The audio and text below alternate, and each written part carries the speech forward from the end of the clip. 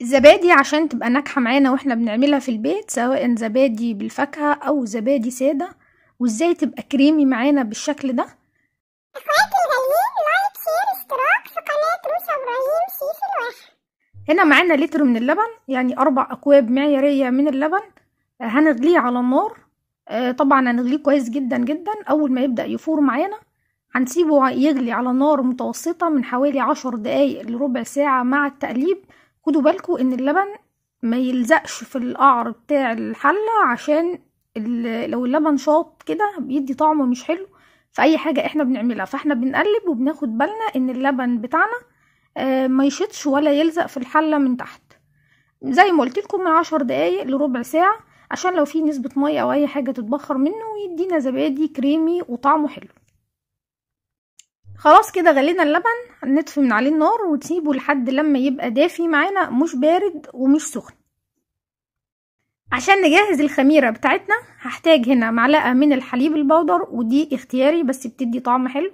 نص معلقة صغيرة من السكر بتساعد في عملية التخمير بتاعتنا. علبة زبادي بدرجة حرارة الغرفة، ما تكونش جاية من التلاجة، ودي حاجة مهمة جدا جدا عشان الزبادي تبقى معانا حلوة. وبعد كده هناخد عليهم 3 معالق من الحليب. الحليب دافي، لو حطيتي صباعك فيه هيستحمله عادي جدا درجة الحرارة، مش سخن ومش بارد زي ما اتفقنا. 3 معالق بس هناخدهم ونقلبهم كويس جدا، يا بمضرب يدوي هاند بلندر او خلاط.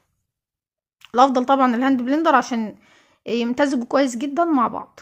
انا هاخدهم هضربهم في الخلاط لحد لما يمتزجوا كويس جدا مع بعض، وبعدين هبدأ اضيفهم للحليب بتاعي واقلبهم بالمضرب السلك. ولازم نقلبهم كويس جدا علشان زي ما قلت لكم الزبادي بتاعتنا كلها تخمر معانا وتبقى حلوه.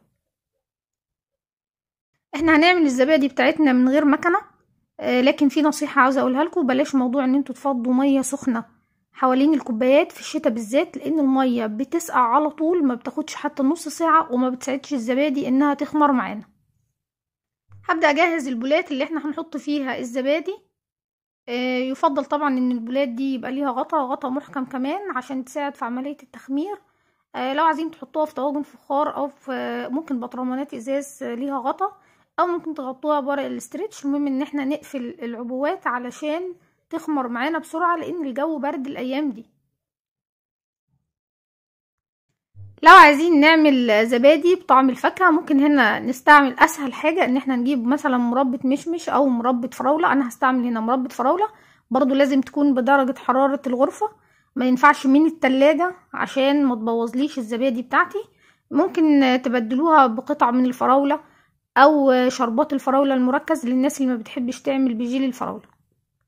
ممكن اضيف قطرة من اللون الاحمر بتاع الطعام عشان يديني بس لون احمر على اساس انها لون فراولة، او ممكن تضيفوا نكهة الفراولة نفسها، برضو هتديكوا نتيجة حلوة. هرص العلب بتاعتي في صينية بالشكل ده، وهغطي البولات زي ما اتفقنا سواء بالغطا بتاعهم او بورق استرتش. طبعا انا كنت مشغلة الفرن بتاعي حوالي 5 دقايق لحد لما الفرن بقى دافي مش سخن، دافي. وبعد كده بغطيهم كويس جدا جدا بالشكل ده. طبعا هيقعدوا معايا من 4 ساعات ل8 ساعات، محاولش افتح عليهم الفرن قبل 4 ساعات خالص. بصوا بعد كده بعد 4 ساعات هلاقيهم متماسكين معايا، وهحطهم في التلاجة 4 ساعات تانيين. ضروري جدا ان احنا نحافظ على المكان اللي فيه الزبادي دافي. طبعا لو في الصيف هنسيبها 8 ساعات عادي جدا من غير ما ندفي الفرن ولا اي حاجة، بس مجرد ان احنا بنغطيها في مكان دافي. وده شكلها بعد ما تمسكت في التلاجة.